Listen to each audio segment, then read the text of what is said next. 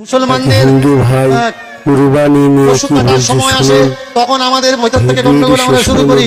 তাই আমাদের মা এবং চ্যানেলটি তাই সাবস্ক্রাইব কাটা করে যাবে না, কি বলি তো, এদিকে হয়তো বলে না, অনেক দিকে আন্দোলন হয় দেখবেন, গরু কাটা যাবে না। আচ্ছা গরু কাটা যাবে না কেন? গরু আমাদের দেবতা। আচ্ছা গরু যদি তোমাদের দেবতা হলো, ব্রহ্ম বৈবর্ত পুরাণ ভালো করে মন দিয়ে শুনবেন, এর জন্য স্টেজে দাঁড়িয়ে আমি বারবার বলি পড়াশোনা করুন। ব্রহ্ম বৈবর্ত পুরাণ কৃষ্ণ জন্মখণ্ড 106 নম্বর অধ্যায় 61 নম্বর 62 নম্বর 63 নম্বর শ্লোক পড়ে নিন।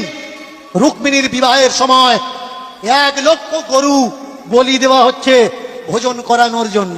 1 লক্ষ গরু। গরু যদি মা হলো, গাই যদি মা হলো, তাহলে রুক্মিণীর বিয়েতে 1 লক্ষ গরু কিভাবে কাটা হচ্ছে নিজেকে প্রশ্ন করেছেন? আমাদের ধর্মগুরুদের জিজ্ঞাসা করেছেন যে আমাদের ধর্মগ্রন্থে গরু কাটার প্রসঙ্গ কিভাবে আসে? আমাদের দেশে যে যজ্ঞগুলো হয়, গোমেদ যজ্ঞ, ভালো করে শুনুন, গোমেদ যজ্ঞ। গো মানে গরু, মেদ মানে কি? মাংস। গরু কেটে গরুর মাংস দিয়ে যে যজ্ঞ হয়, তাহলে গরু যদি মা হবে, যজ্ঞে কেন গরু কাটা হবে? কখনো কাউকে জিজ্ঞাসা করেছেন? বলুন তো, সত্যি কি হৃদয় থেকে গরুকে মা ভাবেন? জোর করে বলবেন, গরুকে মা ভাবেন? গরুকে যদি মা ভাবেন, তাহলে গরু যদি আমাদের মা হয়, সে আমাদের জন্ম দিয়েছে, আমরা তাকে রেখেছি একটা ঘরে, একটা খাটে, একটা বিছানায়। আর গরু যদি আমাদের মা হয়, গরুকে গলায় দড়ি দিয়ে আমরা বেঁধে রেখেছি গোয়াল ঘরে। আপনি পারবেন আপনার মার গলায় দড়ি দিয়ে গোয়াল ঘরে বেঁধে রাখতে? পারবেন না। মাকে মা বলছেন, কিন্তু কর্তব্যের সময় গলায় দড়ি বেঁধে তাকে গোয়াল ঘরে রেখে দিচ্ছে। বলুন, গরুকে কারা অপমান করছে?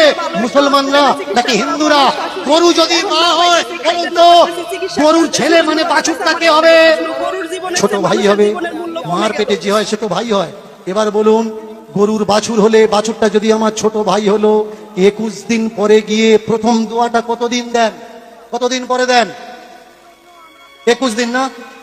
তাহলে আপনার মা যদি আপনার ছোট ভাইকে জন্ম দিত, 21 দিন পরে আপনার ছোট ভাইয়ের গলায় দড়ি দিয়ে পাশে বেঁধে রেখে আপনার মায়ের জননীর গর্ভধারিণীর দুধ দুয়ে বিক্রি করতে পারতেন?